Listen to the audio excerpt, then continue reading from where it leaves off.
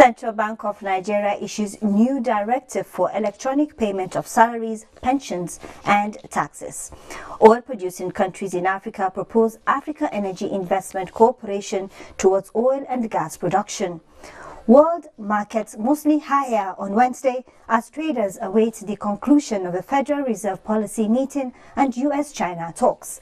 Welcome to Business Express, reaching you on the network service of the Nigerian Television Authority, NTA. I am Amina Nujaim.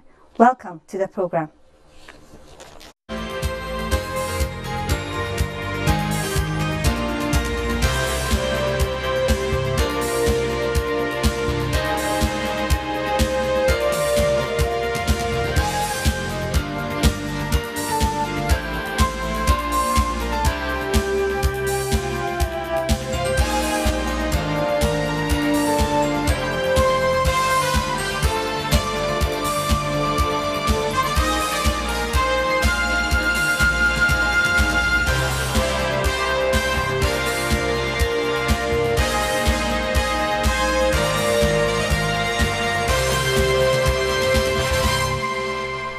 The Central Bank of Nigeria, CBN, has issued a directive for the commencement of the end-to-end electronic payment of salaries, pensions, suppliers and taxes in the country. The directive is contained in a circular posted on the CBN's website on Tuesday and signed by Mr. Sam Okojire, Director of Payment Systems Management Department. The directive aims to help enhance the adoption of electronic payment while ensuring stability in the payment system. The regulator said the implementation of the guidelines, commercial banks were to dishonor payments of instructions not transmitted through a bank's approved electronic payment and collection platform. It said the new system meant payment instruction and associated schedules would no longer be transmitted to banks through unsecured loans by qualifying public and private sector organizations. The Apex Bank added that the enforcement of the directive shall be effective from the date of the issuance of the regulation. The objective of the end-to-end electronic payment of salaries and pensions, suppliers and taxes initiative is fully aligned with the core objective of the National Payment System Vision 2020. The Minister of Budget and National Planning, Senator Udo Udoma, says the federal government's poverty alleviation initiatives are making some impacts and government is determined to continue to do more to substantially reduce poverty among its citizenry. He said the implementation of these programs has made Nigerians, particularly the poor and vulnerable, to directly feel the impact of governance. Senator Udoma said, though there is no doubt that government has made a remarkable difference in this directive, efforts must be intensified to not only continue to focus on poverty alleviation programs, but to apply them consistently over a number of years to achieve the desired dramatic reduction in poverty. Infrastructure deficit is one critical drawback to economic development. Determined to close the road infrastructure gap in the transport sector, the federal government has issued Executive Order 007.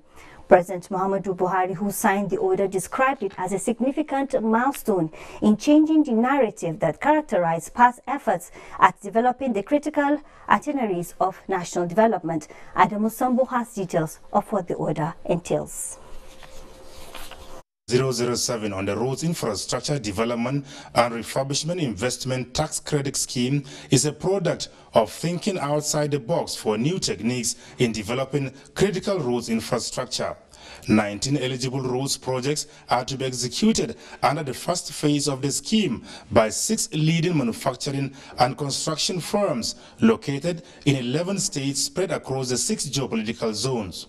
President Muhammadu Buhari said the order is informed by not only the revenue shortfalls hampering efforts at fully funding critical projects, but also the delays being experienced in the passage of annual budgetary allocations. Through this scheme, companies that are willing and able to spend their own funds on constructing roads to their factories or farms will recover their construction costs by paying reduced taxes over a period of time. We shall ensure complete transparency in these setups. I call on other local and international investors, as well as state governments, to embrace this roads infrastructure development scheme. I personally invite you to submit viable proposal for more road projects, such that in time the scope of this initiative will cover all 36 states of the Federation. The President, who charged the Minister of Finance to ensure swift and smooth takeoff of the landmark initiative, commended the participating states and investors for their commitment to working with his administration towards developing and delivering critical roads infrastructure in key economic hubs and industrial centers. I also thank Nigerians for the confidence reposed in this administration's strategy under the Economic Recovery and Growth Plan to ensure sustainable, inclusive, and diversified growth, as well as to guarantee the socio-economic development of the nation. Finance Minister Zainab Ahmed said the executive order provides mechanisms for group of investors to pool funds together to invest in roads either directly, jointly, or in collaboration with institutional investors. Essentially, this scheme will utilize tax expenditure refundable by the way of tax credits to finance the construction of critical road infrastructure through a public-private partnership mechanism. Our promise is to deliver all eligible roads projects assigned to us ahead of time. We will not fail the government. This is one additional innovation of this government that I'm sure will enable us get more votes in the next election. A total of 794.4 kilometers are to be covered in the pilot phase of the scheme. Thank you, Adam Musambo. To take a critical look at Order 007 and public-private partnership, Robert Asogwa joins us. He is an economist. Welcome to Business Express. Thank you and good afternoon.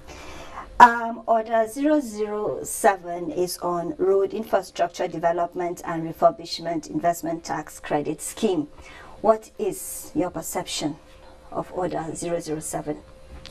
My perception is a very good initiative, which I would say is even long overdue.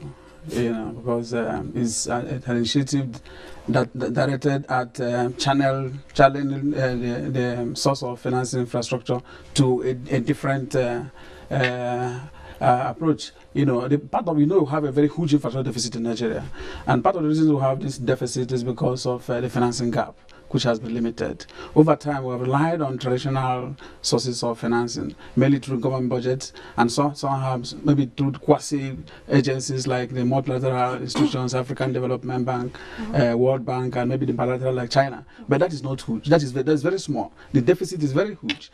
So if you look at the Nigerian the Infrastructure Investment Plan, which was prepared by the government about 2 years, 2015, it identifies that you need about $850 billion over the period 2014 to 2043 to be able to cover this deficit. But do you see the gap being covered with that sum?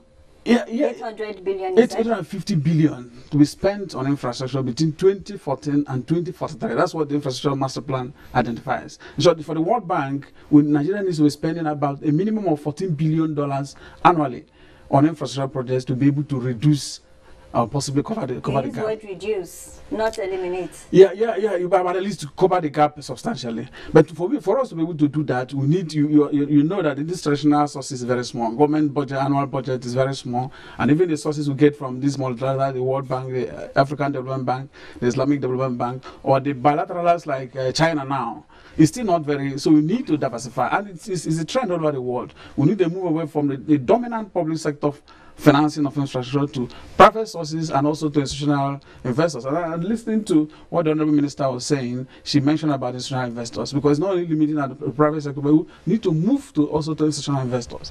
And if we're able to do that, then we're able to generate enough financing to cover the deficit. So I think for me, it's a belated we really need to move away from public sector financing to private and also to institutional investors at some point. You're saying belated.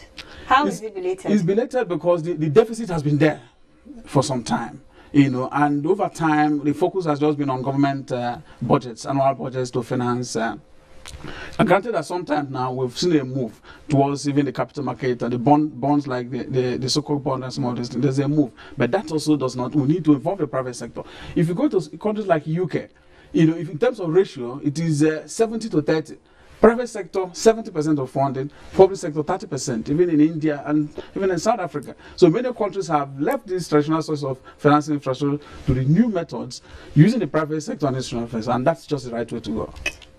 Now, we've had a lot of public-private partnership consummated in the past before. What's different with this one? I think sometimes there are various models of private-public partnership. It works, but the models determine how the success comes. And what I see in this one is the approach they are using in this one is to use credit. Tax credit. If companies who invest in these infrastructure projects, their taxes are reduced, which is a very good model. You have had cases where the private sector try to recover costs from that, maybe road project and others, and sometimes because of cost recovery problems, they are afraid to invest.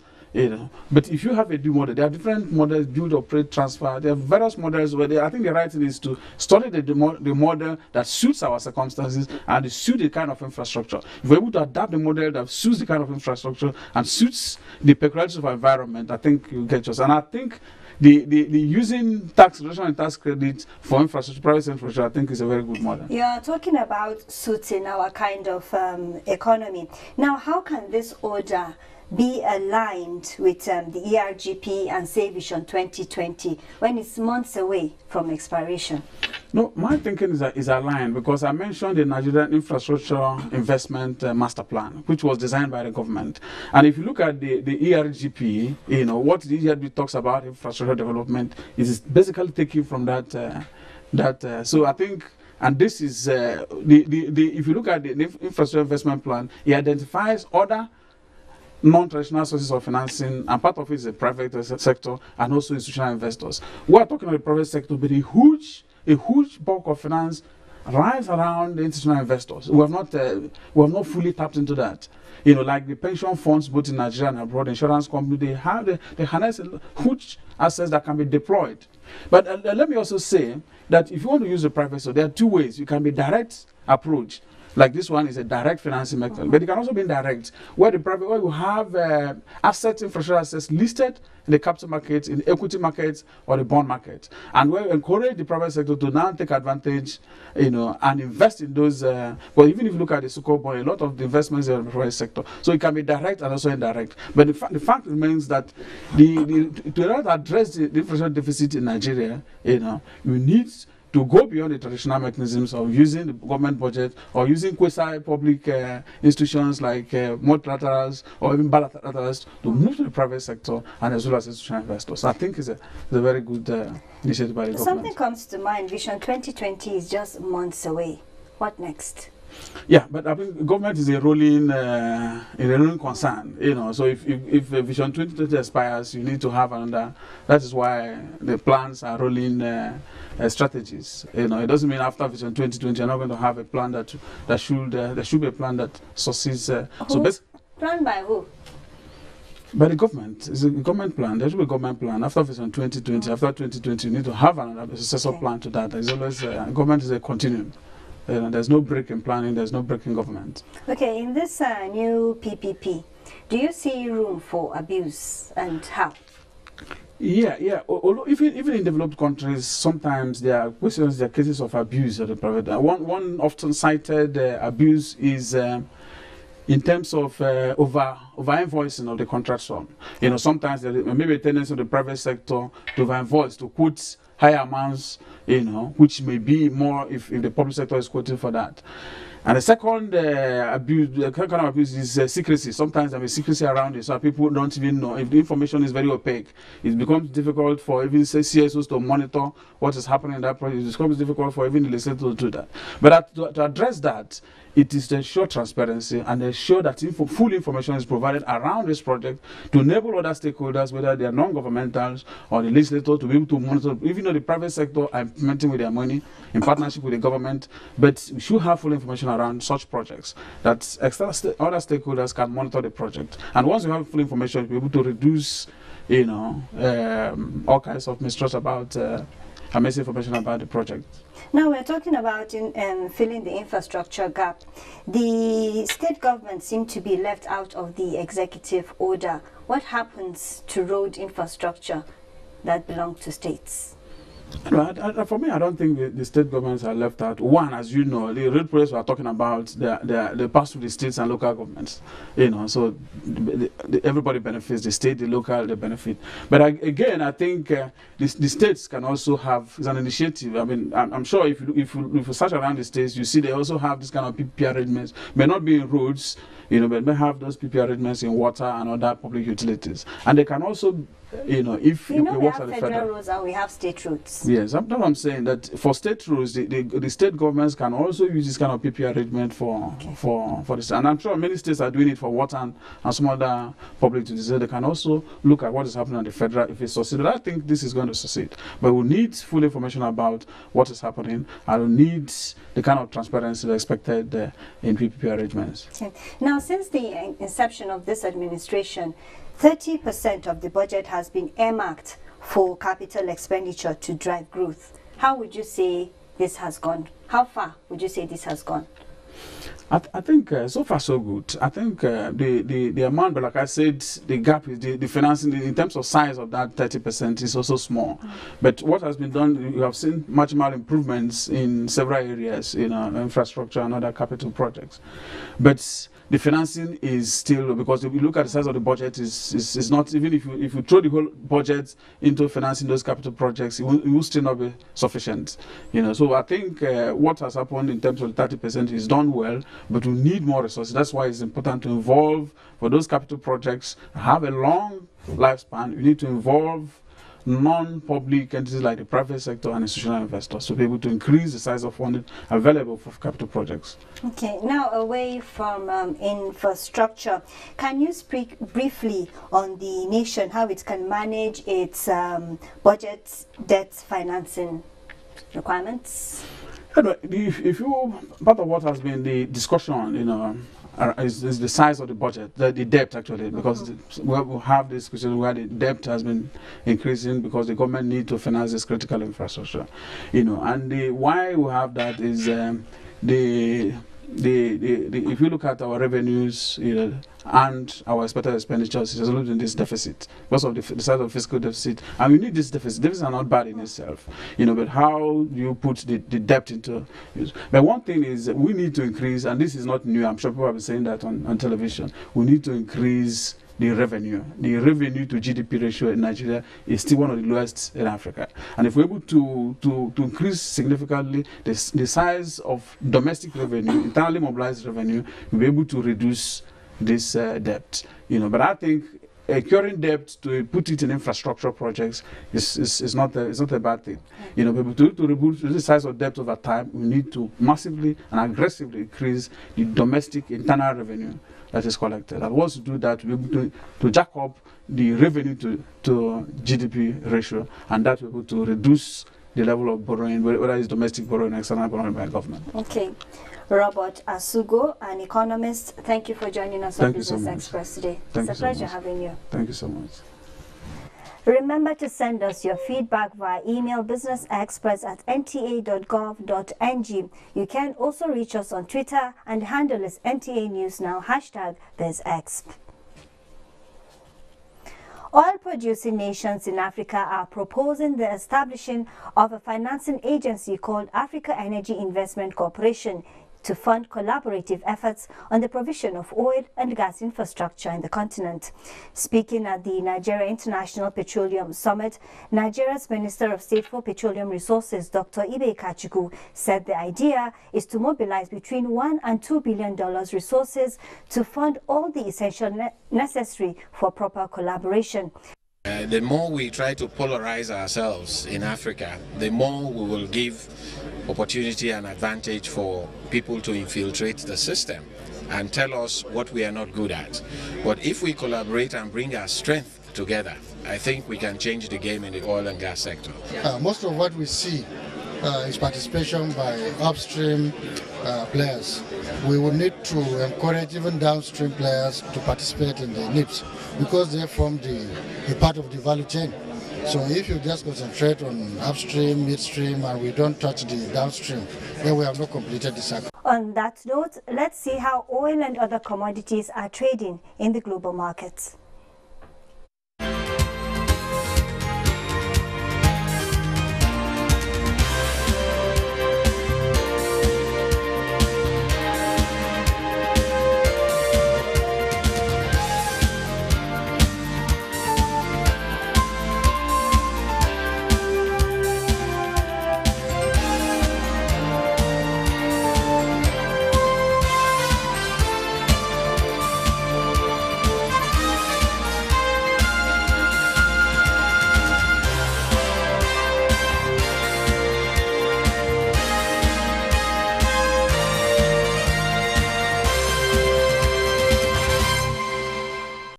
In other developments, the Central Bank of Nigeria Tuesday injected another sum of $210 million to the interbank foreign exchange market.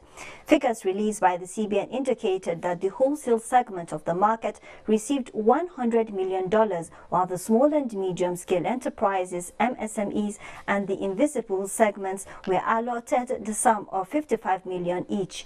The Director of Corporate Communications Department at the CBN, Isaac Okorafo, confirmed the figures and restated the bank's resolve to always meet the request of genuine customers in various segments of the market. Time now to see how the Naira is exchanging for some major currencies.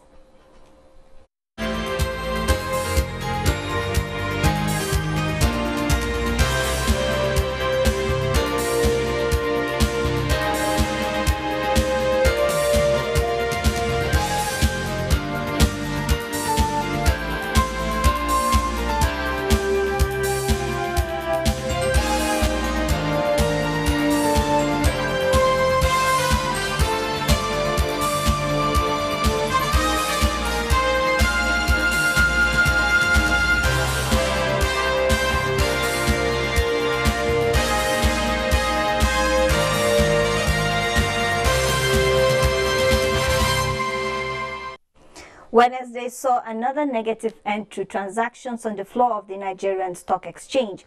The benchmark all-share index recorded a marginal decline of 0.11%, while market capitalization closed the session at 11.6 trillion naira.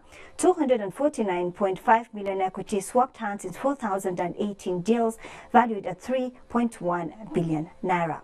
As the United States and China launch a critical round of trade talks on Wednesday amid the differences over U.S. demands for structural economic reforms, most markets were trading in positive territory in early trading. Here is a summary of performances of major markets across the globe.